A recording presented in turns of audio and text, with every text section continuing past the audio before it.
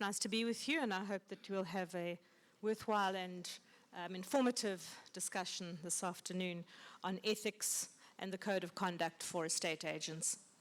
Just to tell you a little bit about myself,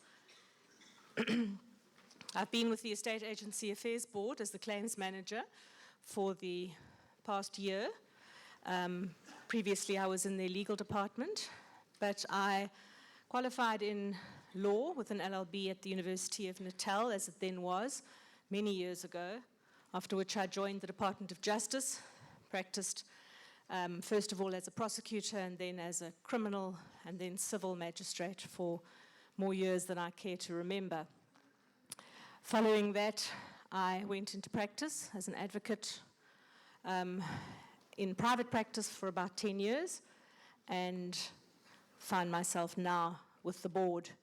I can just explain that my duties at the board as claims and special applications manager entail, first of all, dealing with the Fidelity Fund, where there has been a misappropriation of monies and the public member involved claims against the Fidelity Fund to recover any monies lost. So we deal with claims, investigation, submission to the board for payment, etc.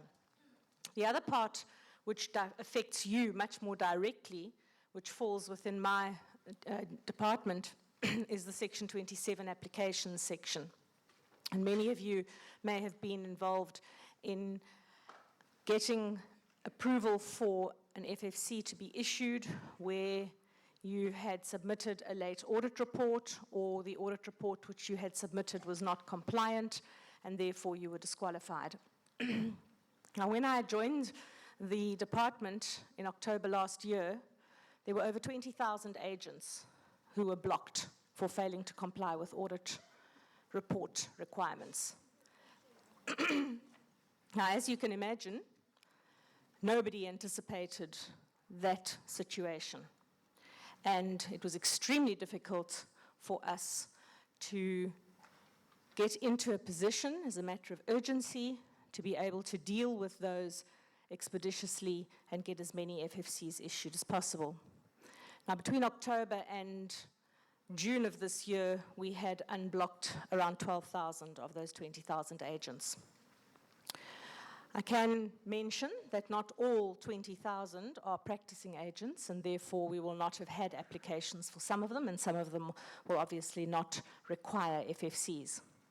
There are some who still need to be assisted. It's a small minority compared to what we had, and I think we're getting close to the end of that backlog fairly quickly. Unfortunately, we are now in the situation where agents who did not submit audit reports in terms of the Act as required by the end of June will have been blocked again or will shortly be blocked. And again, we will be sitting with probably a large number of agents requiring assistance from the Section 27 department. Now, I can mention that according to our audit department, we've received audit reports from about 6,000 to 8,000 agents. So there are quite a lot still outstanding.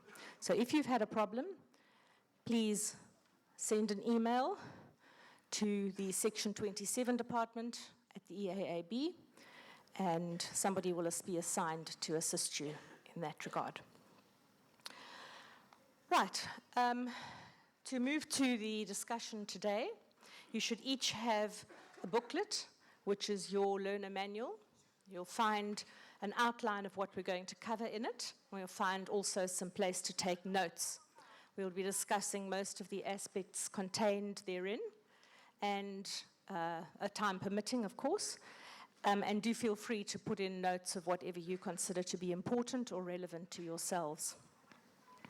You will also find the purpose and outcome of our discussion this afternoon in your manual, and I'm just going to run through it very quickly.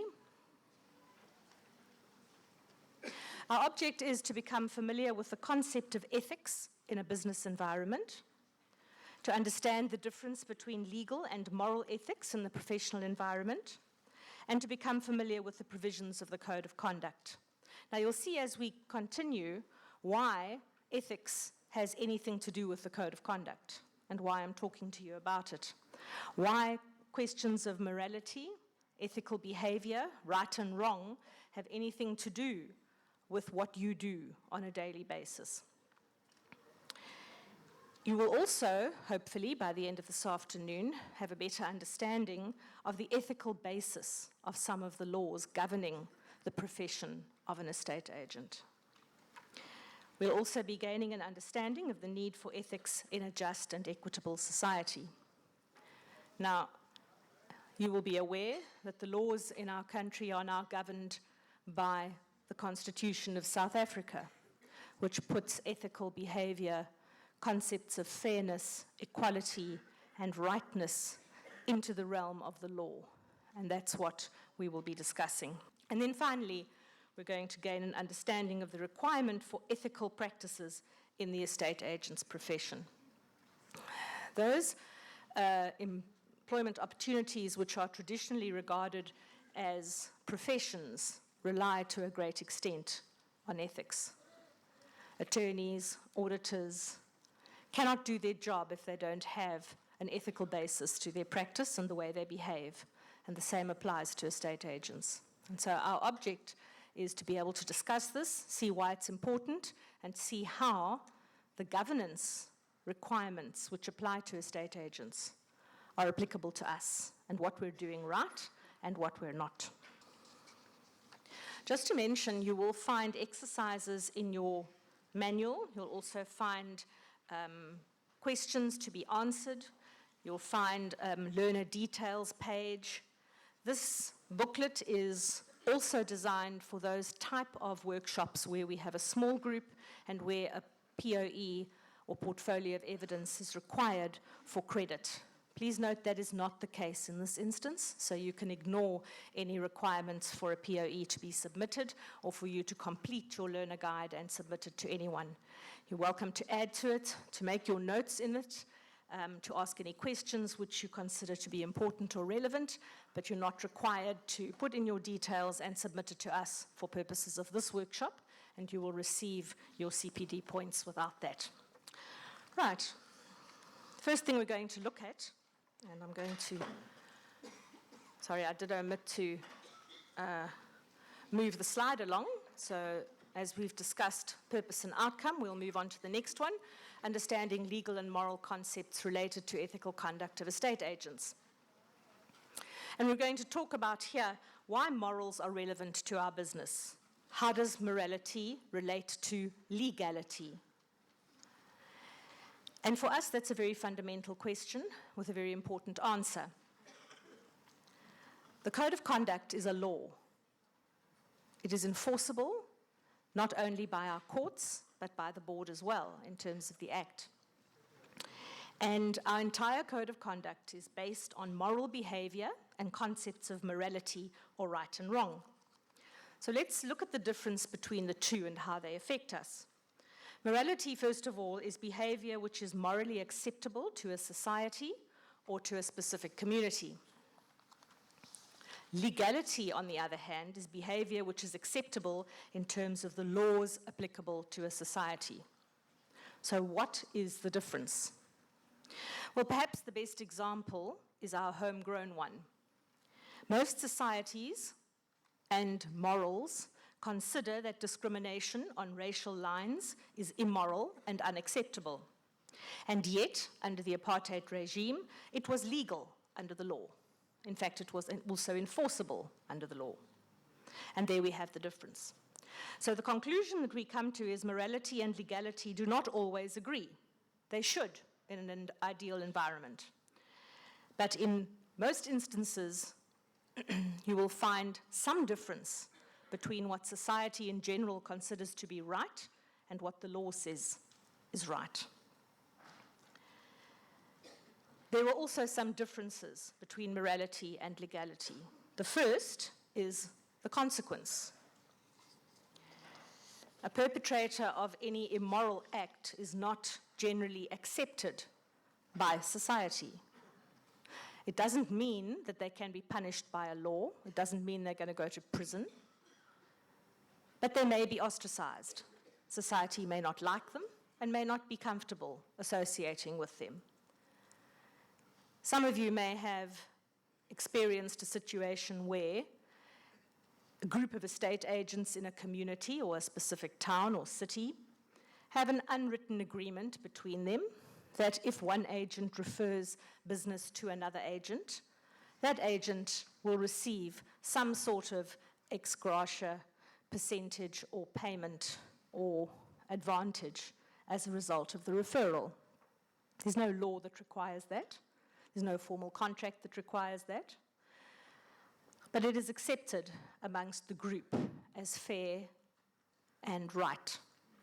Should one of the agents in that group decide not to follow that process, that agent may no longer be accepted as part of that group. And so we have the type of consequence for what society considers is unacceptable, even though it's not required in the law. The law, on the other hand, deals with things differently. Legality requires that if you fail to comply, you are punished with a legal sanction. You may be fined, you may go to prison, you may be sued civilly. There are various consequences. So the one is optional and the other is compulsory. Similarities, of course, between morals and law or legality is that both govern the rights of people living in a society, both govern the well-being of citizens, and both should appeal to and be based on the social conscience. And this is something which is important for us as estate agents, to develop a social conscience. Any society which operates successfully and which protects its poor and protects rights of each individual operates with a conscience.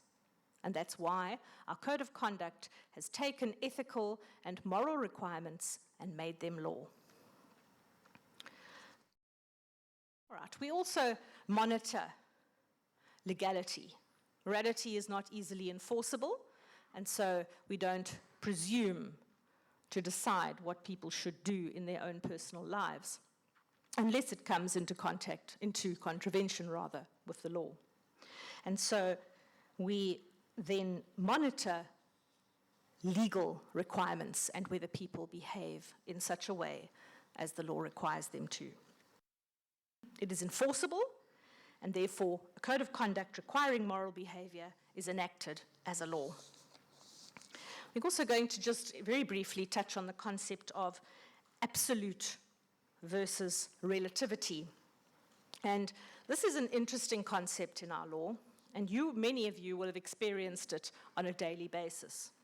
An example of an absolute requirement of the law is Section 32(3) of the Estate Agency Affairs Act, which requires submission of an audit report every year in relation to the trust account in the format required by the Act on time.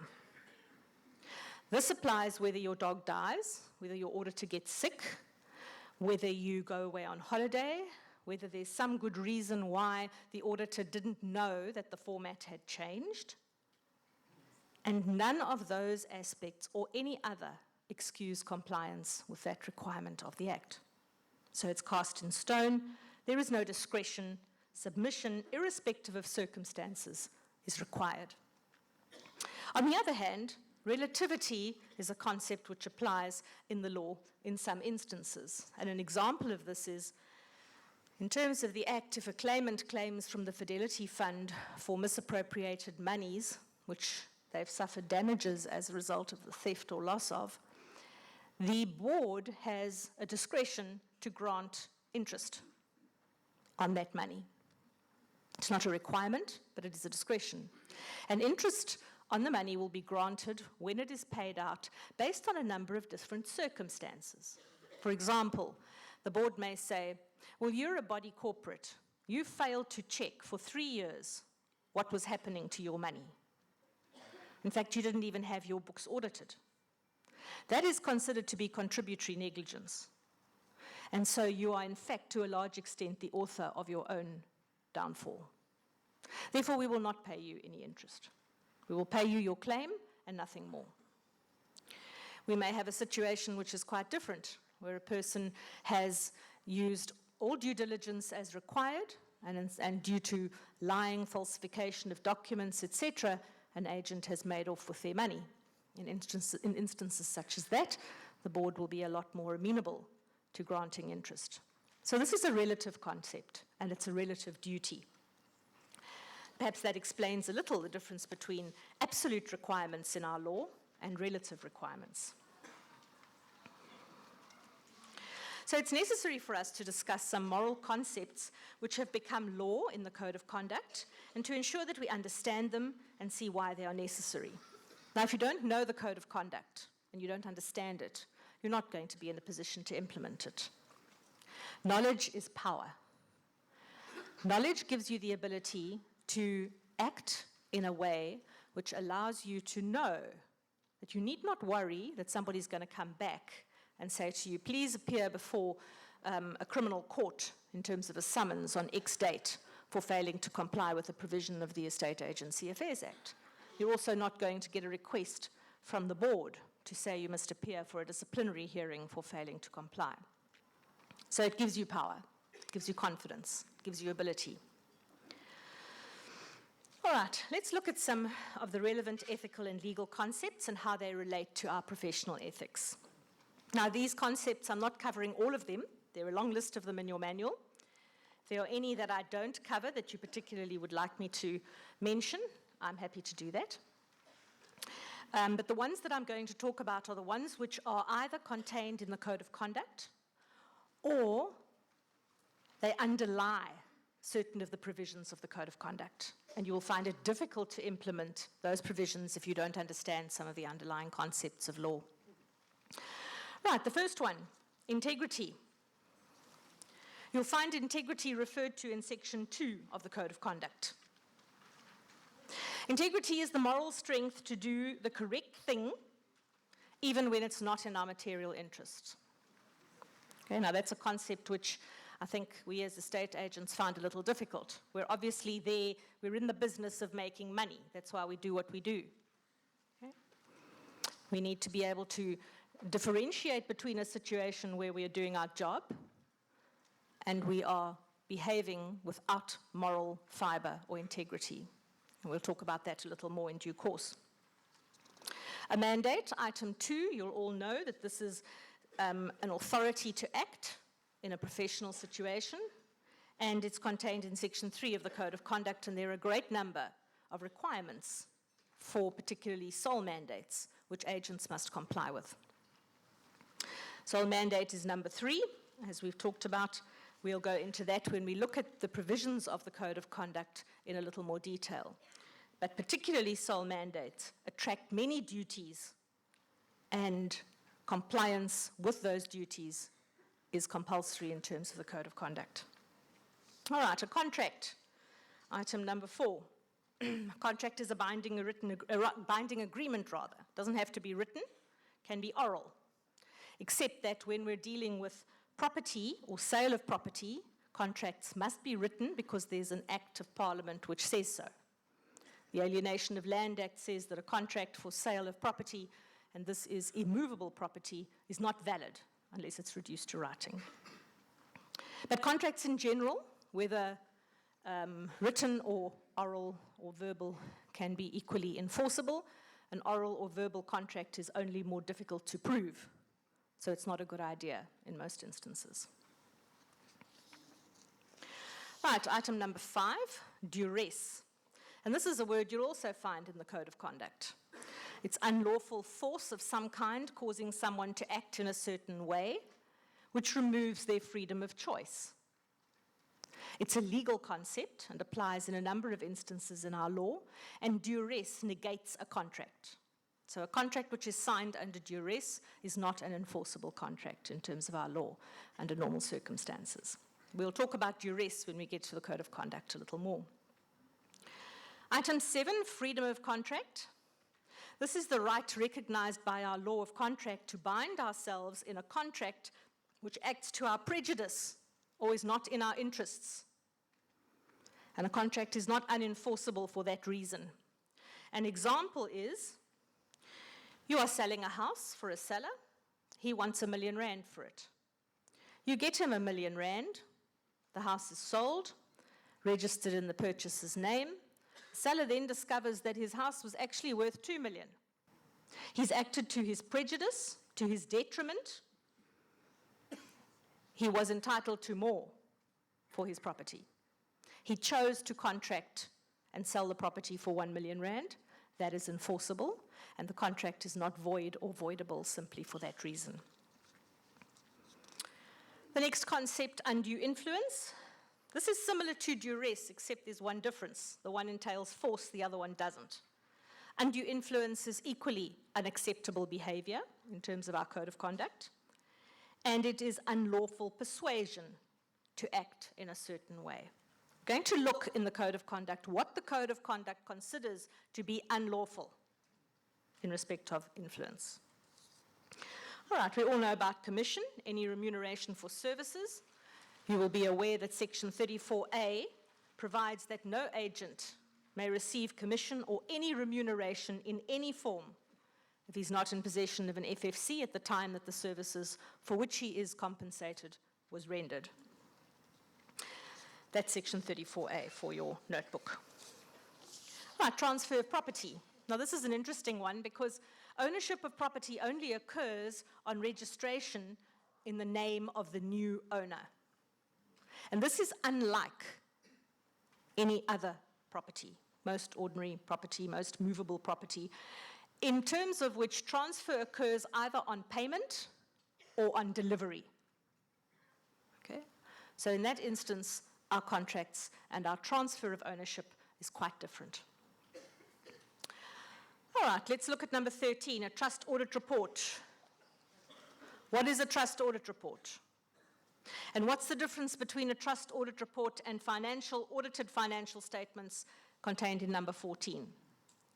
I can't tell you how many agents send me an audit report late. And one of my staff says, "Thank you for the audit report. Since it was a month and a half late, we request copies of your audited financial statements in terms of Section 29 of the Act, which you are required to have." And then the agent writes back and says, "But I sent it to you." Trust audit report is an audit of your trust account.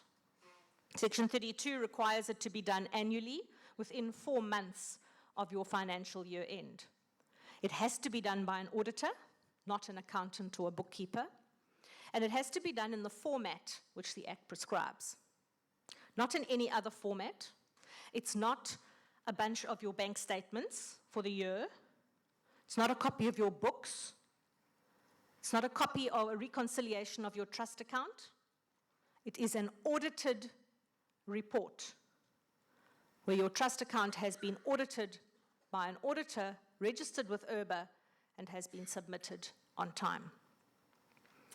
Your audited financial statements are something different. Now, there seems to have been some misunderstanding amongst many agents as to the requirement for financial statements or the audit of your business, because that's what financial statements are. When your business books, your business accounts, as opposed to your trust accounts, are audited by an auditor as required in terms of the Companies Act, the Closed Corporation Act, and Section 29 of the Estate Agency Affairs Act, that is an audited financial statement. Now, there are many agents who believe that this is a new requirement of the board. In fact, it's not. The Estate Agency Affairs Act came into being in 1976, created the board, and it created the legislation which agents are required to comply with. Section 29 was there then, and it still is. The only difference is that up until the time of Wendy Mechanic, a one-page trust audit was requested. You will all know that it's now a 7-page document. That one-page document did not require a certification by anybody that your financial statements of the business had been audited. So if you didn't do that, we didn't know. There was also no requirement that you submit your audited financial statements to the board. All we needed was your one-page trust account. After Wendy Mechanic, it became quite clear that the audit report which we were receiving was simply inadequate for us to be able to do the checks and balances which we needed to. And therefore, it was changed to a 7-page document. And in that 7-page document, those of you who have taken the trouble to read it will have seen that your auditor certifies that the information contained in that trust report has emanated from his audit of the financial statements of your business. He also certifies that he has expressed an opinion in respect of those statements, either an unqualified opinion, a qualified opinion, a disclaimer of opinion, or no opinion at all. Now, the problem now arises that when your auditor completes your trust audit report, if he hasn't completed the audit of the financial statements, then he crosses that out. And when you send that audit report in, we give it back to you and we say, take it away and give us one that complies, because it's not an audit report. Okay. The other thing which has happened since Section 27 department was created is that the board, realizing that 20,000 agents cannot each go through a disciplinary hearing as the Act allows within a period of 5 years, never mind a year. Therefore, we will allow agents who wish to plead guilty to failing to submit the audit report on time to pay a fine instead of appearing before the board. And that fine is based, in terms of the board resolution, on your turnover for that particular year. So if your turnover for that year, and this will explain to some of you who are feeling very aggrieved because some agents got fined 1,000 rand and you got fined 10,000. Okay? If your turnover was less than 500,000 rand, you will pay 1,000 rand in fine. If your turnover was between 500,000 and 2 million, you will pay 2,000 rand fine. If your turnover was between 2 million and 5 million, you will pay 5,000 rand fine. And if your turnover was more than 5 million, you will pay 10,000 rand fine. That's in terms of the board resolution. It's not because somebody in the Section 27 department's feeling particularly bad today and not too well and has a hangover and therefore decided that you're going to pay more. Unfortunately, we don't have a discretion. What you can do, if you feel that you have mitigating circumstances and it wasn't your fault because the auditor got sick or he died or whatever happened or he had a burglary and all his files got stolen or whatever the situation, you can request that instead of paying a fine, you appear before a disciplinary committee to whom you can submit your mitigating factors. And they can do anything from give you a reprimand, give you a fine, or withdraw your existing FFC.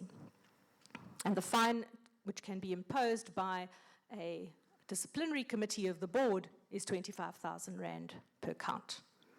So be sure you've got good mitigating factors before you go to the board. All right, so that just explains why we ask for your audited financial statements if you're going to pay a fine. You should have them. They should have been done in terms of Section 29 anyway. But if you send them to us and they haven't been audited, we will send them back and say, please have them audited. Okay. All right, I think that explains those concepts. Moving on to number 16, trust monies. Any monies which you hold which are not yours. The importance of trust accounts and the lodging of trust monies in trust accounts has been in the press recently in a recent court case between the board and a body corporate managing agency, which was huge, and which we've been litigating with for more than 5 years.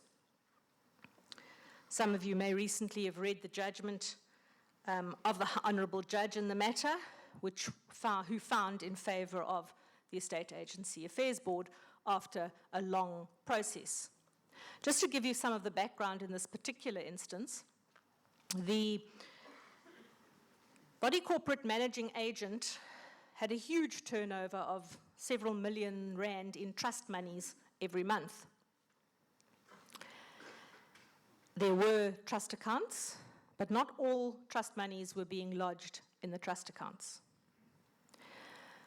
This was reported to the board. The board conducted an investigation and discovered various irregularities and a shortfall in the trust accounts of around 19 million rand. On further investigation, it appeared that a certain bank, who were the bankers of this large organization, had put in place a debit order for the principal agent and director of the company's Ferrari on one of the trust accounts. We also found that there was a lot of borrowing from Peter to pay Paul when it came to settling trust monies which were due and owing. The big problem which led to the litigation in question was that this particular bank was approached by the director when he saw that things were going pear-shaped and asked to grant him an overdraft. The bank said, sure, no problem, but we need security. So he ceded 43 trust accounts to the bank in pledge for his overdraft. Okay. When the board got involved, we went to the High Court and we said to the High Court, please appoint a curator to take control of all these trust monies so that we can protect trust creditors. And straight away, the company put itself into liquidation. It also appointed some friendly liquidators, which were not only friendly to the company directors, but were also friendly to the bank, who was the largest creditor, not surprisingly. And they came running to court to oppose this and to say, no, you can't do that because you want to take monies which are not really trust monies. They've become so commingled with business monies that you can't call them trust monies anymore. So we're opposing this application. The court granted us the appointment of a curator, and the matter of what constituted trust monies was then referred to evidence. That took some 5 years for us to finalize, between delaying tactics on the part of certain parties, the fact that our curator died under suspicious circumstances, and the fact that the judge had to grant a further postponement for a change of attorneys and counsel for the party in question. As a result, it took us a long period of time. After 5 years, finally we got a judgment saying those monies are trust monies. Needless to say, the opposing parties have now filed a notice of intention to appeal. So those trust creditors are still waiting 6 years later for monies that are sitting there, which are their deposits, their rental, and they can't touch them. So please, do you see the importance of having clear and proper differences and divisions between your trust monies, your trust account, and your other accounts? Number 17, double commission. I think you may be familiar with that, but it's the concept which the courts have recognized that in certain circumstances a seller may be liable for double commission. It's unusual, but it has happened, and the courts have awarded it. And hence the Code of Conduct places a duty on agents to warn sellers in certain circumstances of this possibility, and we'll talk about that again in due course. Duty, number 18, is a word which is used often in the Code of Conduct. It's a word that requires a standard of behavior owed to the client or the party by virtue of your position, your knowledge, your status, or your stewardship. You are required to act in terms of all of those in owing a duty to clients and to members of the public. Right, we'll move on to number 23, a non-variation clause. Very important for those of you who deal with contracts, and I don't see how you can be an estate agent if you don't. So be aware that many standard contracts contain a clause which provides that an oral variation of the written terms of the contract is unenforceable unless it's written, reduced to writing, and either signed or confirmed by both parties. So be very aware of the fact that an oral change in a written agreement is unenforceable where this exists. Right, effective cause, number 25. This is a legal concept which our courts decide, or rather by which our courts decide who is entitled to commission for a sale. It's not the agent who introduced the buyer. It's not the agent who got the buyer to sign the contract. It's not the agent who negotiated the acceptable price. It may be any or all of the above, depending on facts and surrounding circumstances. And it's a very elastic concept, and it's a difficult one to define in law. I often have people coming and asking me my view on case studies or case situations which they have. You're very welcome to ask me. I'm not going to give you a definitive answer. I'm going to give you, or I'm going to refer you to the relevant facts in the case study that you've given me, which will be taken into account, which may lead to the conclusion that you want. But it's not cast in stone. Good, number 26, latent defects. A defect that is not visible on a proper inspection of the property. Okay? Persons who sell properties which have a latent defect and they're aware of it are obliged to disclose it because it cannot be seen. The patent defect, on the other hand, is a visible defect which is evident on a proper inspection of the property. And so you don't need to specifically disclose it to be free from an accusation of misrepresentation, because it's obvious. All right, Voetstoots, a concept which has given us lots of problems lately as a result of the Consumer Protection Act. And there are many disagreements as to whether a Voetstoots clause actually is enforceable or not anymore. All right? The answer to that one depends on who you speak to. What you do need to know is that whether it is valid or not may depend on whether the property is sold in the normal course of business or whether it's a one-off sale, and also it may depend on the turnover of the seller. There are provisions in the CPA which tend to show that the normal meaning of the Voetstoots clause is no longer simply applicable because it's included in a contract. It may have been watered down to a large extent. But we don't yet have High Court decisions which tell us exactly how the court is going to interpret contracts with a Voetstoots clause in them in all circumstances. So we've got to wait and see. Disclosure, the duty to inform a party regarding facts related to a sale which might be relevant to the party's interests. And you'll find that specifically in the Code of Conduct in sections 4 and 5. Fraud, a very misunderstood concept and one which has a silver thread running through the Code of Conduct relating to this aspect. Fraud is the intentional misrepresentation, knowing the representation to be false, that someone else relies on to his detriment. And this constitutes a criminal offense. It's not simply an offense for which you can, or rather an act for which you can be sued civilly for damages, but it's actually a criminal offense for which you can go to jail. It's also prohibited by sections 2, 4, 5, and 7 of the Code of Conduct. An example of this is if you tell buyers that plans were passed for all the buildings on the property when you know they were not. That is fraud. Number 31, innocent misrepresentation. Now, there are three kinds of misrepresentations we have in law. The one is an innocent one, the other one is an intentional one, which is fraud. We've just talked about that. And the other one is a negligent misrepresentation. There's a difference between all of them, and perhaps it's good for us to understand what they are.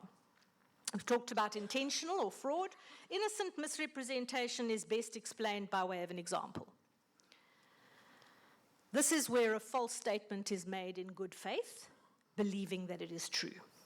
You tell a buyer that the property you are selling is 1 acre in size because you've checked the title deeds, which you have. He buys it a year later, he wants to build a development on it. He has it surveyed only to find that it's closer to 3/4 of an acre. The original survey of the property, as recorded in the deeds office, was wrong. No one knew it, and no one could have been expected to know it. That is an innocent misrepresentation. A negligent misrepresentation is an incorrect statement of fact spoken in good faith, but without taking reasonable care to check that your statement is correct. An example. You're asked by a buyer if the property you're selling has plans passed for all the buildings. You say yes because you think it probably has. Nothing looks like it was recently built on. So you say yes, there are plans. It turns out you were wrong.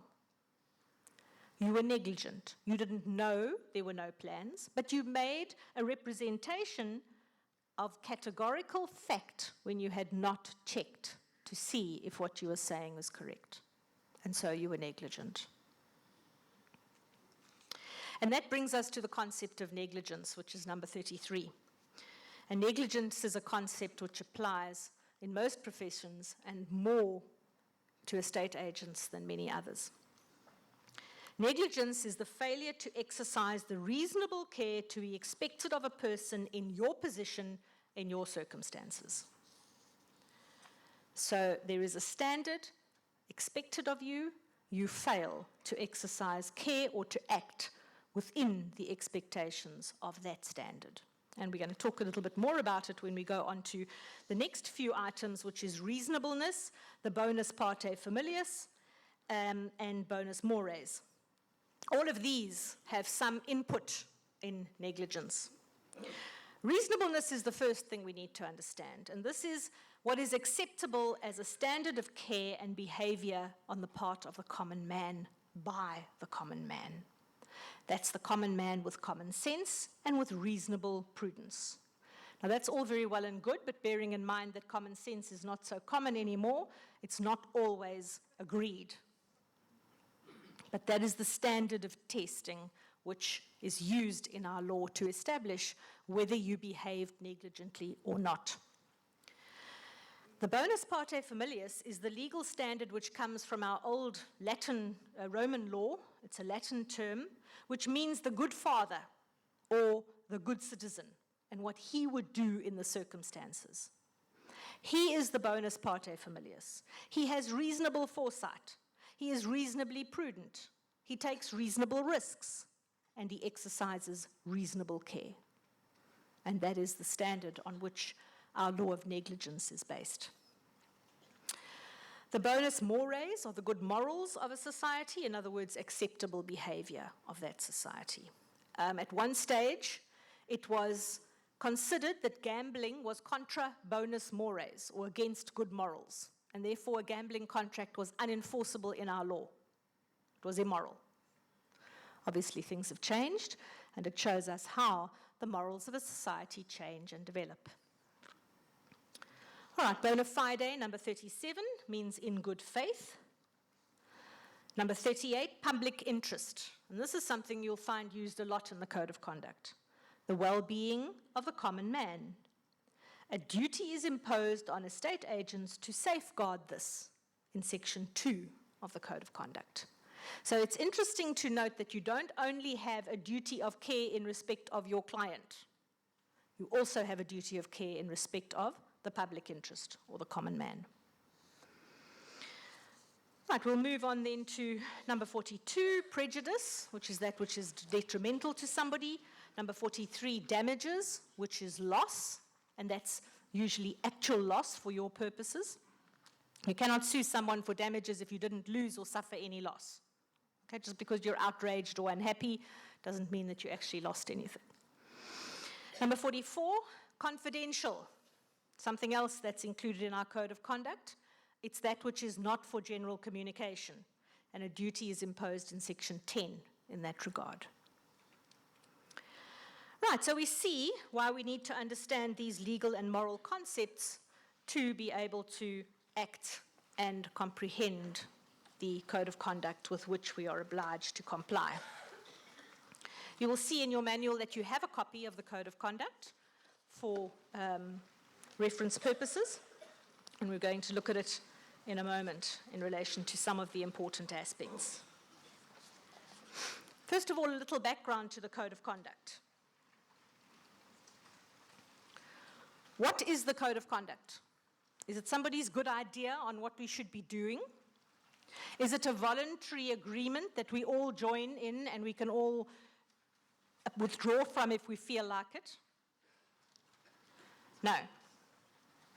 It is a piece of legislation. And we have two kinds of legislation that are relevant to our purposes. The first is that which is passed by Parliament, for example, acts or statutes.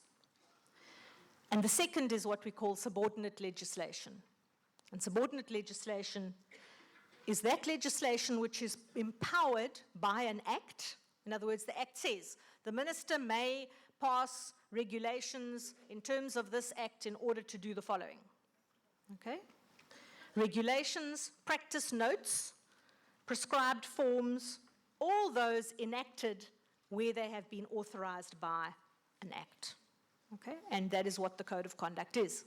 Because the Act, State Agency Affairs Act, provides that a code of conduct can be enacted and it is law. It's not optional, unfortunately. You will also find in all legislation, including the Code of Conduct, enabling provisions which authorize certain behavior, peremptory provisions which are compulsory provisions, and directory or informative provisions which explain or are how-to provisions. All right? So when you come to the board and say, well, I haven't done this and I haven't done that, but I've got a good reason, and the board says, well, sorry, I can't help you unless you comply, it's not the board just being difficult. Okay? It's the board doing what the Act says it has to do, which is enforce the Act. Not always an easy or popular thing to do. But nevertheless, the entire ipsa dixit, or reason for being, of the Estate Agency Affairs Board. All right. Any questions which you would like to raise at this point before we move on to sections of the Code of Conduct and explanations? I'm proposing perhaps to have a 10-minute comfort break in a few minutes, but if you'd like us to deal with any questions now in relation to what we've talked about, or anything I haven't covered that you think is of importance, please mention it, and I'll see if I can help. Sorry? Yes? Latent defects. Is there any time frame attached to that? All right, the question is latent defects. Is there any time frame attached to that? All right? There's no specific time frame with the latent defect, but you must remember that causation and foreseeability are two important aspects of our law. So if there was a latent defect and it was not disclosed, and you're looking at a long period of time, it may be that the situation now is quite different to what it was initially when the defect was not disclosed. So the court will not look at what necessarily only at what the situation is now, but will also look at the historical situation and how relevant it may be. But bear in mind that the fact that a seller fails to disclose a latent defect is on its own ipso facto a problem. And if the plaintiff or the person who's claiming in that instance is going to be able to show that if he'd known about that defect, he would have done something to stop it from getting to the stage where it is now, the seller's got a problem. Okay. All right, anything else? Yes, over here.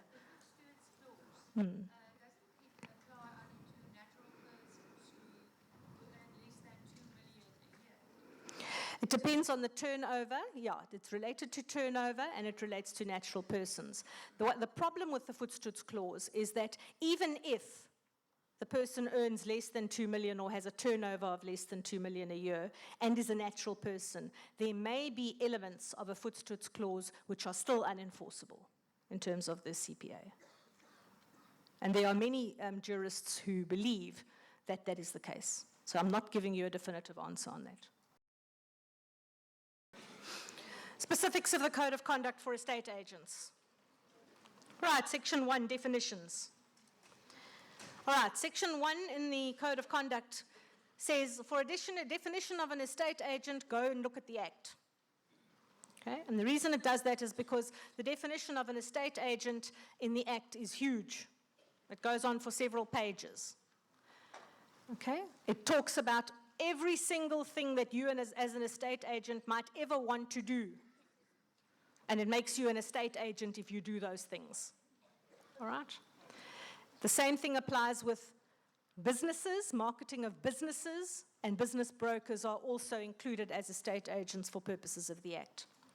The other thing you need to know about the Act is that the section which defines estate agents also says people who do all these things, A, B, C, D, E, F, G, whatever, are all estate agents. And anybody else who the minister says is an estate agent. Okay. Fortunately, the minister has to actually publish that in a regulation. All right? And he did that. And he said that anybody who deals with body corporate monies is an estate agent. Okay? So those agents who are body corporate agents, managing agents, you are estate agents. Right? And you are subject to the requirements of the Act. I know that there are many who believe that because the definition doesn't mention it, they're not included. Have a look at the provision which allows the minister to pass regulations as to who else is an estate agent, and there is a specific regulation in terms of which of those persons are estate agents also. If you want chapter and verse, you're welcome to email me. I'll give you my email address afterwards, and I'll give you a copy. Right, let's move on then. Section 2. We talked about it earlier, the duty to protect the public interest. And this is where the Code of Conduct refers specifically to integrity and requires that estate agents act in all things with integrity, the integrity specifically expected of an estate agent in his position. So that's why we need to understand what integrity is and how it applies to us.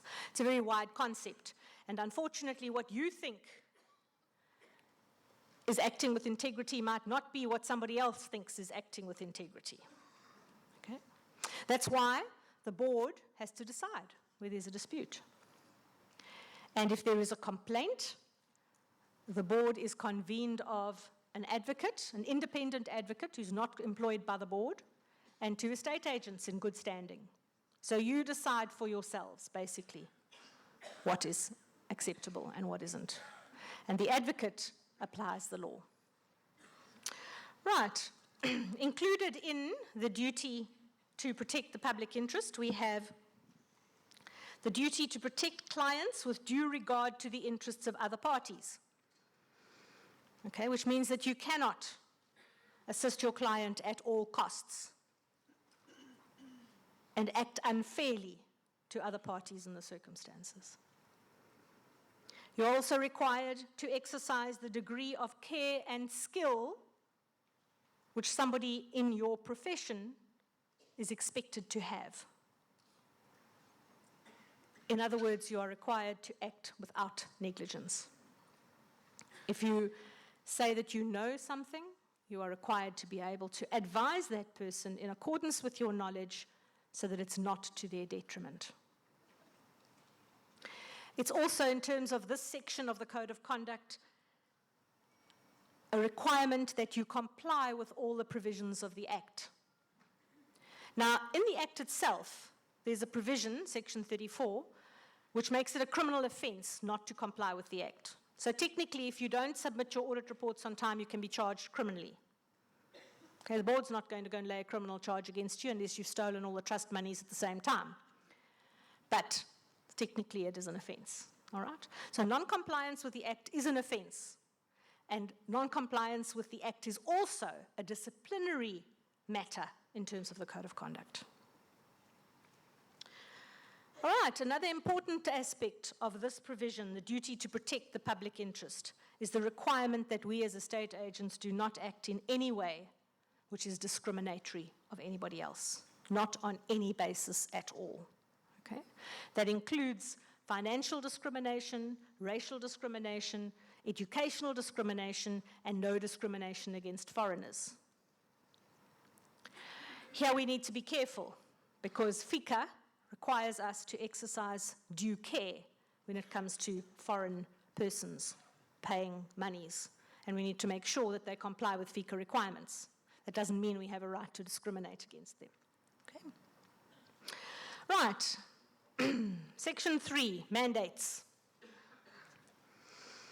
couple of important provisos in terms of Section 3 of the Code of Conduct. An agent may not advertise a property for sale or for rent if he doesn't have a mandate to do so, and to do so at the price which he is advertising. An agent came to me recently and said, I had a client who wanted to sell his property for 2 million. I advertised it for 2.5 and I got 2.5. Can I keep the 500,000? Okay? He never had a mandate to advertise for 2.5 million. Nobody ever gave him one. All right? His actions are unlawful in terms of the Code of Conduct. There are very specific requirements in the Code of Conduct in relation to sole mandates, and I'm just going to run through some of the important ones with you. First of all, a sole mandate must be written. All the terms must be contained in it, and it must be signed by the party who is selling the property. An expiry date for the sole mandate must be specified in calendar terms. Okay? There may not be an extension clause after expiry of the mandate. There may also not be an option to extend the sole mandate after the expiry of the mandate. There is an exception.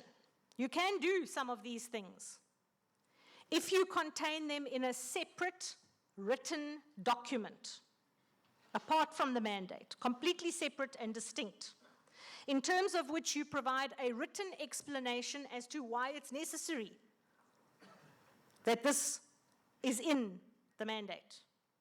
And you also provide a written explanation of the implications of these clauses. And that's also signed by both of you. Then you could get away with it, okay? My advice is don't go there, because you're likely to find that that document, unless it's been drawn up by an attorney, is going to be wanting in some way. And the fact that those kind of clauses are not allowed in terms of the Code of Conduct means that in most instances, unless there's a really good reason for it, it will not be enforced by a court.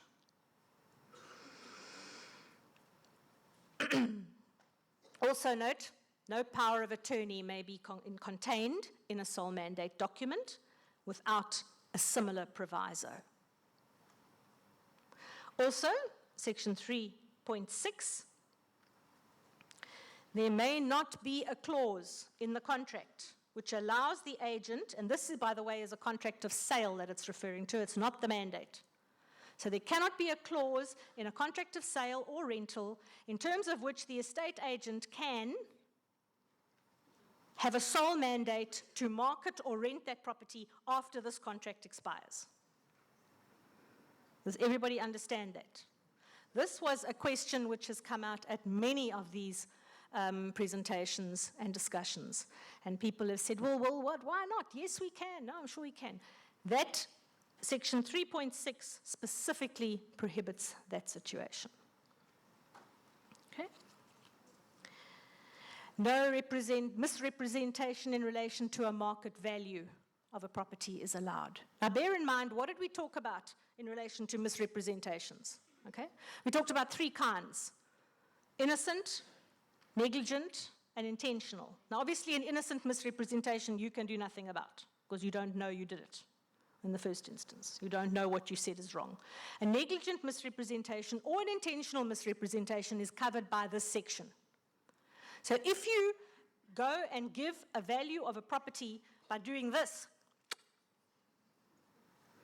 chances are you're going to fall foul of this provision. Okay? Another aspect which is covered by this section of the Code of Conduct,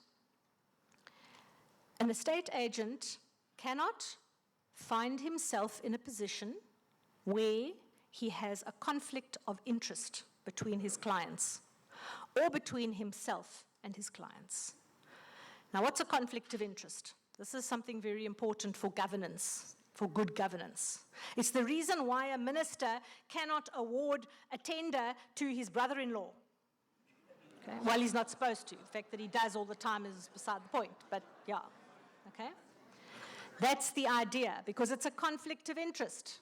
He cannot act properly in the interests of the government and the people who he is obliged to represent, as well as in the interests of his brother-in-law, okay? Because the two are irreconcilable. So as agents, we cannot put ourselves in the position where we have a conflict of interest. And this can happen, for example, if we have a client who comes to us and says, all right, I want to sell this house of mine, very nice house, I want X amount for it. I know it's a high price, but I want that, and I'm not selling at less. All right? And you say, that's fine, I will do my best to get you the price that you want. And the next day somebody walks in and says, you see that house on the hill over there? I really like that house. I don't know if it's for sale or not, but I want you to be my estate agent. And I want, as your client, for you to convince that seller to sell me that property at the following price, at a good price, at the best price you can get. And that happens to be the same house you've got a mandate to sell. Now you have a conflict of interest, okay? Because you cannot act in the best interests of the seller as well as the buyer. What the Code of Conduct says you can do is you can say to the buyer, well, sir, actually, I already have that property on my books. It is for sale, but the seller is my client. So I'm happy to negotiate a deal for you. But bear in mind, you will not be my client. Okay? I'm not going to be unreasonable. I'm not going to act against your interests in any intentional way. I'm not going to misrepresent anything. But my first loyalty is going to be to the seller because he is my client. Okay? And that's exactly what the Code of Conduct says you have to do. You need to inform that second client that that is the case. And if the client says, that's fine, I'm happy with that, you go ahead and do what you can do, then you've got no problem. Section 3 also relates to what has to be contained in a mandate in relation to what you as an estate agent are going to do. So if you have a sole mandate, and it has to be in writing, it has to describe what you're going to do specifically. In other words, I'm going to have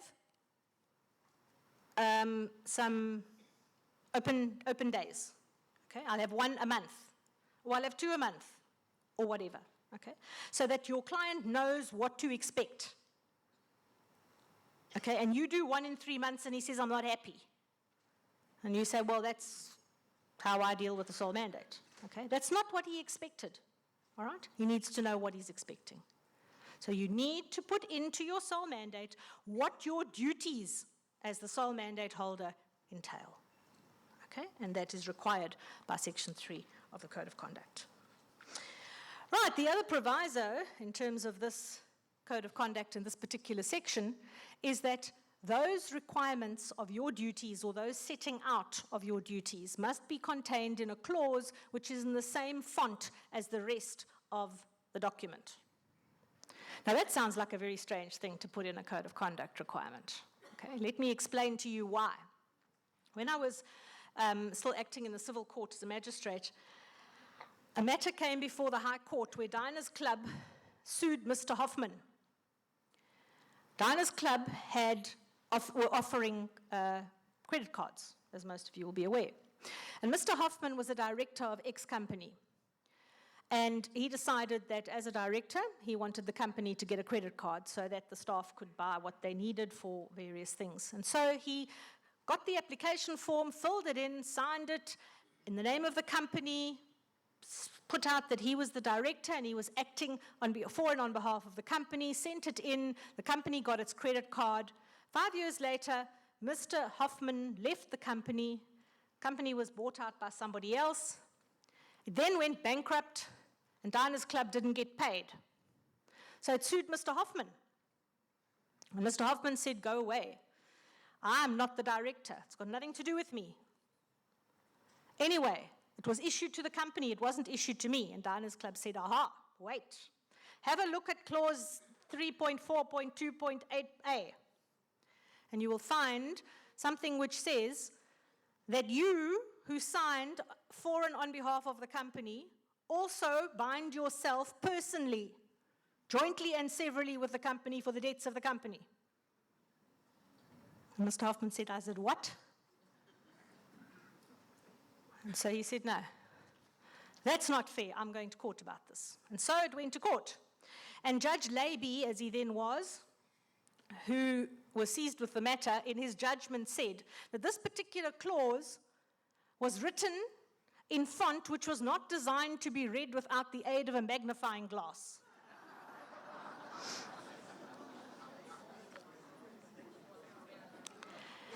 And as a result, it was an attempt on the part of Diners Club to mislead Mr. Hoffman into signing the document on behalf of the company, thinking that he was only binding the company, when in fact he was binding himself. And as such, it was a misleading clause.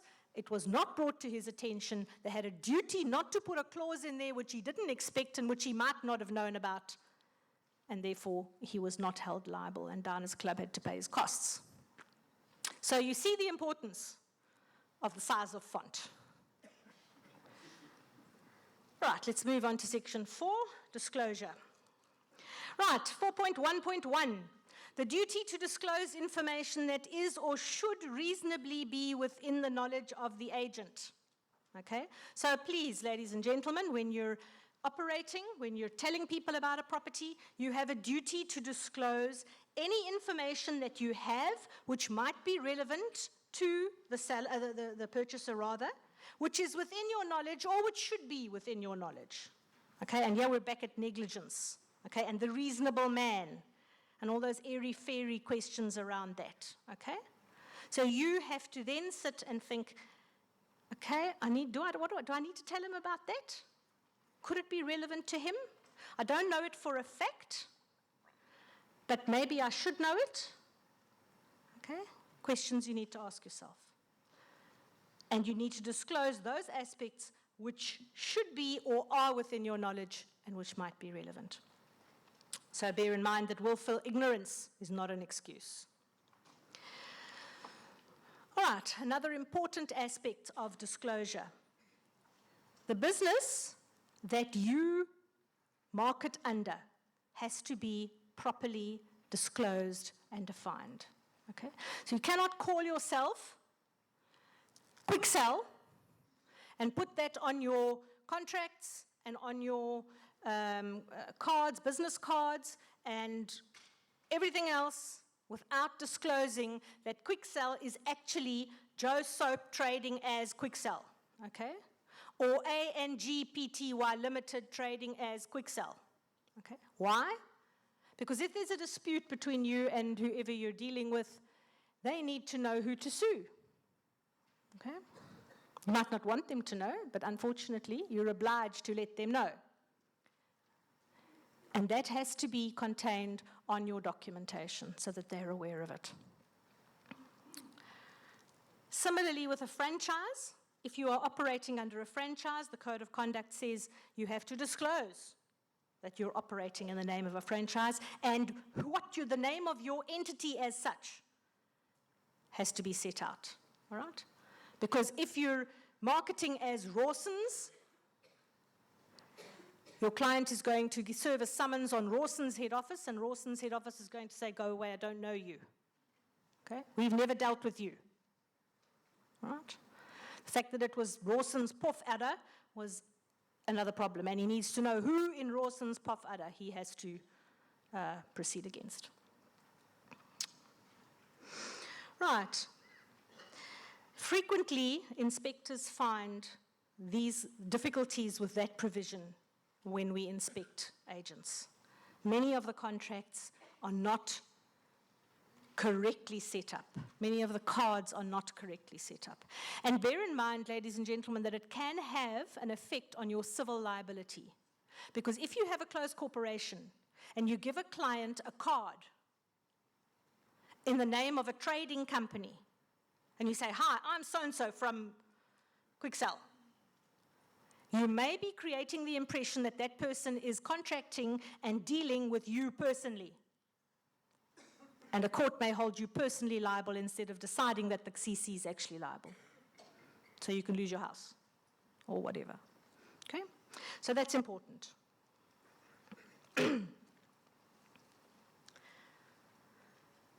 Right, we're going to move on then to section 5, misrepresentation and harmful marketing.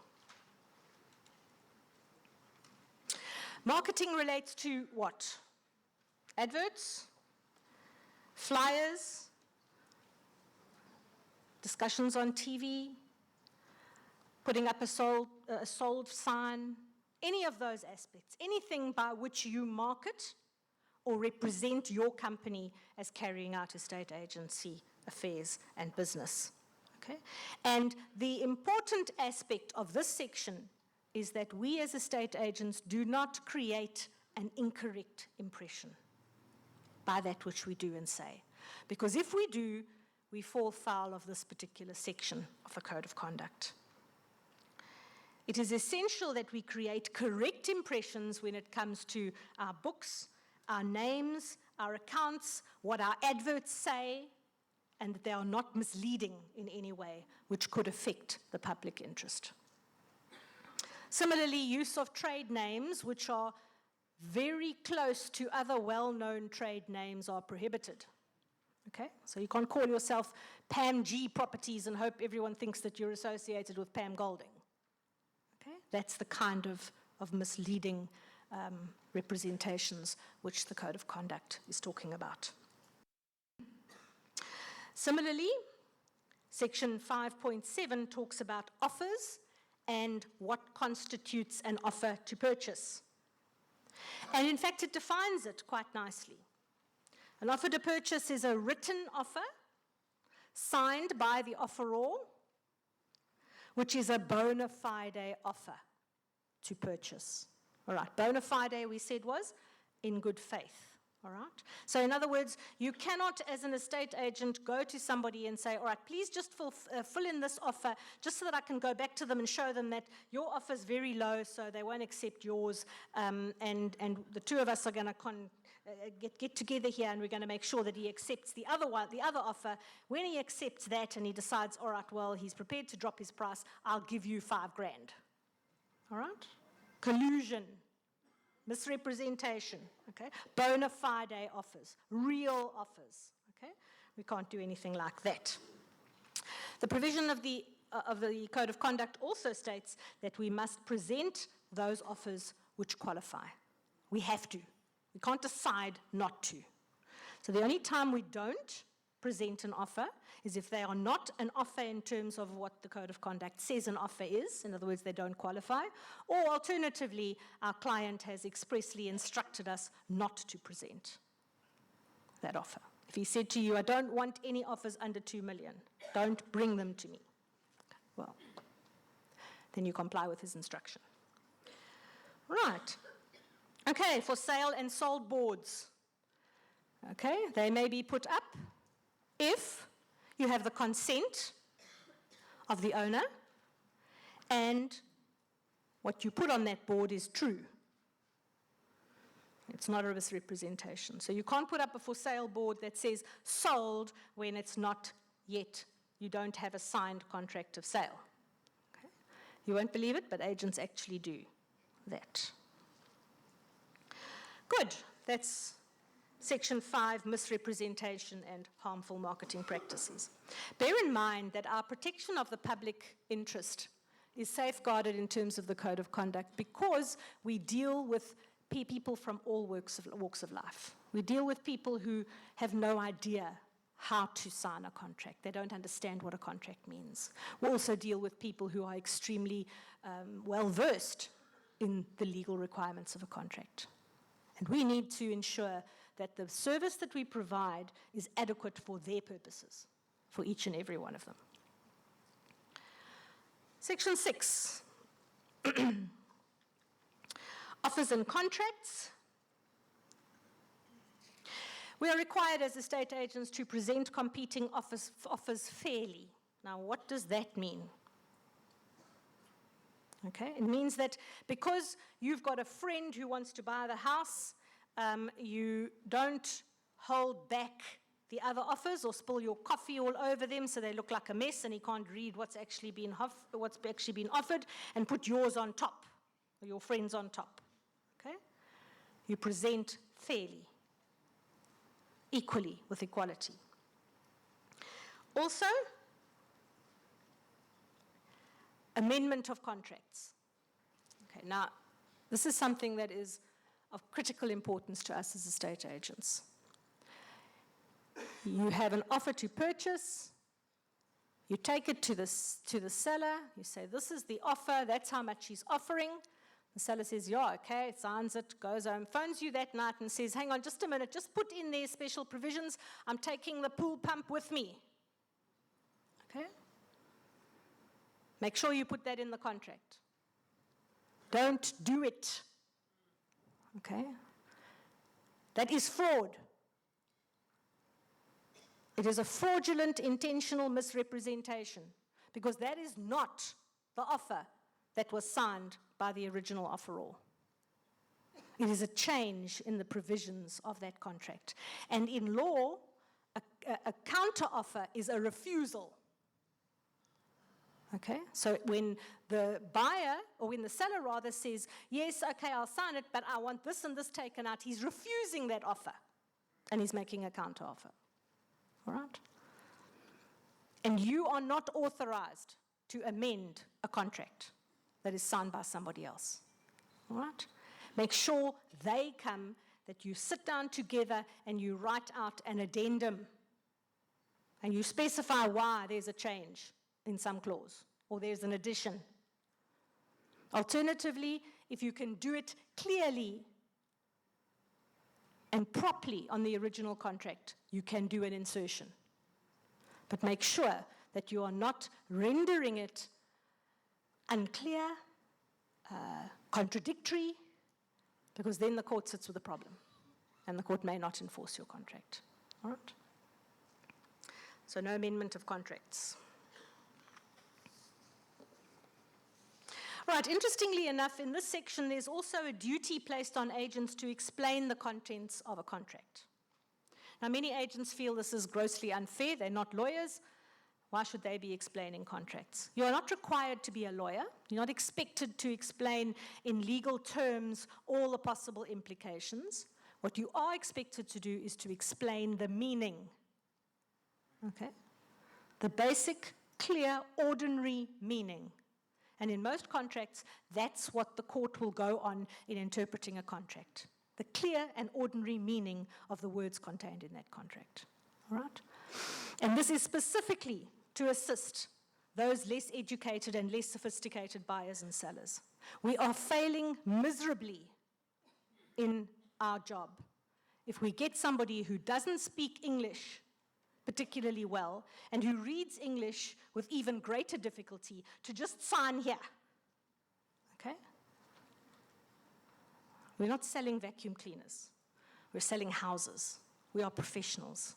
We are here to provide a service as well as to make ourselves a successful career. And in doing that, we have a duty to ensure that we act fairly and equally with those around us. These are assets which many people only ever buy once in their lives. Okay? So we need to make sure that we act fairly in respect of those who are relying on our expertise because they don't have any themselves. Okay, note we also have a duty to provide copies of a contract of sale, okay, within a reasonable time, and also to provide within a reasonable time contracts of any other document which we are requested to provide. We may not refuse. Good. Move on to section 7 then, undue influence, which we talked about a little earlier. Undue influence, as I said, it's not force. Look carefully at the words that the Code of Conduct uses in section 7. It talks about directly or indirectly, solicit, encourage, persuade, influence, okay?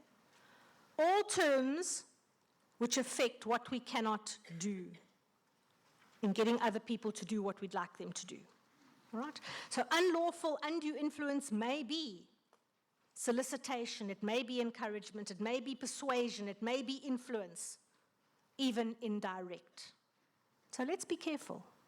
Let's use that inner social conscience that we have, okay, and make sure that we're not persuading people to act in a way which we know is detrimental to them, without explaining at least what the consequences are. Right, section 8, remuneration. Okay, something which is close to all our hearts. Okay, a very important provision here. No agent may introduce a buyer to a property if he knows or suspects that that buyer has already been introduced to the property and a double commission may apply. Interesting. What does that mean? And here there are 3,000 different scenarios which could happen and usually do. And that's why we have this thing called double commission and the circumstances which the courts have said may lead to a double commission. What we have to do in circumstances where we know or suspect that this buyer has been introduced to this property by somebody else is to go to the seller first, and this is specifically contained in the Code of Conduct, and explain this to the seller and get a written consent from the seller that we may show that person the property. Because it's the seller who's going to have to pay the double commission at the end of the day. Okay. So the question, I think, is what constitutes introduction? Okay. Well, that's an interesting question. And if you look at the court cases on what constitutes introduction, I think there'll probably be a few thousand of them, and a large number of them have gone to the appeal court because people don't agree on what an introduction is. Okay? One that I know of, an agent took a buyer to the property. There was nobody at home. They walked around the garden. They looked through the windows. He said, yes, I like the property. He was then later brought to the property and shown the inside by somebody else, by another agent. Okay? The matter went to court, and the court found in those circumstances that the first agent had not introduced him to the property. Okay? And in that instance, the reason for that was that there was, I think, an underground cellar that was set out as a room of some sort. There were also attic rooms. There were certain closed outbuildings which had all sorts of important, valuable assets in them, which would have affected the price. And so in those circumstances, the walking around and looking through the windows was not an introduction. Okay? In other cases, with agents who have been found to have introduced a person to a property when they actually have not gone inside. So it depends on the circumstances. If you can show that you took them there, you looked around, you spent time, you were able to show them all the material aspects of the property, that will constitute an introduction in most instances. Time-wise is bear in mind that the question of introduction is not your problem when it comes to time. The question is the effective cause, okay? Effective cause is the criterion which the court will look at to see whether a double commission or who gets commission is applicable. And in instances such as that, if there's a long period of time, it will certainly affect the question of an effective cause. There have been people who, 8 months later, somebody else introduced the person to the property. The first agent was still found to have been the effective cause, but that's unusual. Okay, so it depends entirely on circumstances. Yes. Okay, the question is whether the fact that the person took the buyer around the property without the permission of the seller would make a difference to the question of introduction. In that instance, the agent obviously is there and is going into the property because they have a mandate. Okay? If you've got a mandate to sell, you don't have to phone the guy every time and say, please give me another mandate to come and show them your property. All right? If you've got a mandate, you can show them the property. All right? So if you had a mandate, even if you didn't phone the seller and say, I want to come at 2 o'clock this afternoon, will you be there? You still had a mandate. All right? Well, it depends if you're having a sole mandate or not, or in what circumstances the other person introduced them. They often introduce them after the mandate has expired. So there may not have been a sole mandate. In that instance, there may have been more than one. This agent is saying, I had a mandate, you also had a mandate, but I introduced him first. And that person is saying, no, you didn't. You only showed him around the garden. That's not an introduction. And that's what the court's got to decide. Okay? Certainly, the question of mandate is critical. There's no introduction without a mandate.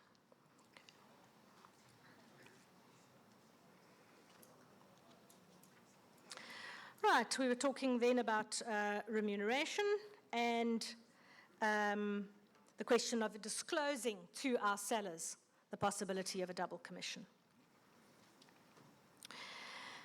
All right, bear in mind also that no commission can be deducted from trust monies prior to the date on which those trust monies become due and payable to the owner. All right? So you can't take your commission off that trust money if the trust money is not yet due and payable to the owner. When it becomes due and payable to the owner, and the owner says, yes, you take your commission, that's fine, you take your commission and you pay the rest out. But you can't take your commission before then. Similarly, you can't take commission without the registration of transfer. Yes? The question is whether he pays a deposit. If someone pays a deposit, can you take your commission before registration? The answer is no. The Code of Conduct specifically says you may not. If you've got a written consent and he says specifically that these are the circumstances and it's set out, I would suggest that if you're going to do that, that you make specific provision in it as to why this is the case and that you have fully explained the implications of this. Okay? But bear in mind that in terms of the law, you do not become entitled to that commission until transfer. Okay? So in fact, that's not actually payment of a commission. It's basically a loan. All right? The Code of Conduct prohibits you from taking any advantage as an estate agent from trust monies until they are due to you, and they are not due to you until transfer. All right? So that's not technically a deduction of a commission. All right, trust monies and interest. You have a duty, ladies and gentlemen, to disclose to your clients that they have a right to interest on trust monies if they wish. And they can put that into the contract, which means that you then will invest that into your interest-bearing trust account. I had a question during the break, which perhaps I should mention, and perhaps I should touch on for the benefit of everybody. And this is interest-bearing trust accounts. Now, there are many agents who have asked me, and this was the question asked again, whether you can take your money out of the trust account and put it into an interest-bearing account for the purpose of accumulating interest, and also because that's what you are instructed to do by your client. All right? Bear in mind that you can only do that if your investment account is a Section 32(2) investment account. Now, trust accounts are governed by Section 32 of the Act. Section 32(1) says you can have an ordinary trust account and all your trust money has to go into that. And for that to be a qualifying trust account, first of all, it has to be registered with the board, so you have to tell us about it. And secondly, it has to be designated as a Section 32(1) trust account in the name of the account. Okay? Section 32(2) says you can also have an investment trust account, the same thing applies. It has to be registered with the board, so you have to tell us about it, and it has to be called a Section 32(2) trust account. That's the difference between the two. Okay? And you can have as many trust accounts in terms of Section 32(1) or 32(2) as you like, as long as you tell them about it, tell us about it, rather, okay, and as long as you properly designate it. Some people say they have a problem with the bank. The bank says, yes, but it doesn't fit on our system. We can't put that long thing. That's nonsense. They can all do it because they do. Okay? We have trust accounts properly designated with every single bank in the country. Okay, so tell them to do it.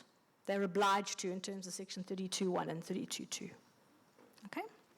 Good, so we can tell our clients that they're entitled to have it kept in an interest-bearing trust account and to be entitled to the interest. But they must put that in the contract, because if they don't, you take half and we take half of that interest. Section 9, by the way, also confirms the provision that no commission is due and payable until transfer. Section 10, confidentiality. There are more and more lawsuits, ladies and gentlemen, about people who have disclosed or published information of a confidential nature. So be careful what you say in the pub over a few beers. And then Section 11, vicarious responsibility.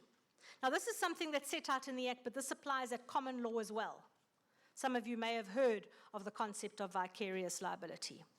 Vicarious liability is a legal concept which says that if you, as an employer, employ somebody who does something negligent or intentionally wrong in the course and scope of their duties in your employment, you are liable for it. Okay, very nasty. Okay? It's also particularly in the Code of Conduct. All right? Principals who let agents or bookkeepers or anybody else use their trust monies or put money in and out of their trust account or have access to their trust account without any oversight. Okay, you're opening yourself up to major disaster problems. Okay, I had an agent come to us a couple of weeks ago at the board in Gauteng. His bookkeeper, who's been with him for 25 years, has stolen 3.2 million rand out of his trust account. Okay, 25 years. He trusted her with his personal accounts, his personal bank account. Never mind the trust account, okay? He has a problem. He wants to trade out of this insolvent situation that he finds himself in. He can sell houses, he can get these people's money back. The difficulty is he cannot provide an audit report, okay? Because the money's been stolen, and there's no auditor that's going to sign off on an audit report and say everything's hunky-dory, okay? And without that audit report, we can't give him a Fidelity Fund certificate, okay? If we give him a Fidelity Fund certificate, we are opening ourselves up to huge civil claims. Because if he or somebody through him steals any more money, and it turns out that he's actually equally liable here, they're going to come back against us and say, well, you gave him an FFC. You represented to us that this man was in good standing with the board, and now he's stolen our money. Okay, we can't take that chance. So be very careful who you give access to your trust account. Also, it's not only that kind of situation which applies. Bear in mind that when an agent does something under your letterhead, you may also be vicariously liable for any damages as a result. So be careful what people write on their emails or what they put on Facebook under your name, your business name, all right, or under your email name or on your letterhead. It's essential that you explain to your agents and your employees exactly what they may and may not do. And it's the best thing if you have some form of written instruction, okay, as a standard code of conduct in your office saying, employees may not do the following, okay? Take vehicles, company vehicles without permission, Okay? Drive company vehicles negligently because we'll recover the money from you if you write off somebody's car. Whatever, all right? But make sure that they're aware of what they're entitled to do and what they're not entitled to do. There is such a concept as in our law as an employee being off on a frolic of his own. And you'll be pleased to know that as an employer, you are not liable for acts which he does when he's off on a frolic of his own, all right? Quaint old legal term, which you'll find all through the court cases. Okay, all right? But what constitutes a frolic of his own is not always clear. Okay, and there are times when you would have thought that the employer was off, or employee rather, was off on a frolic of his own, and in fact the courts found he wasn't. So bear in mind, if he's furthering your benefit or your business, he's probably not off on a frolic of his own. Okay, good.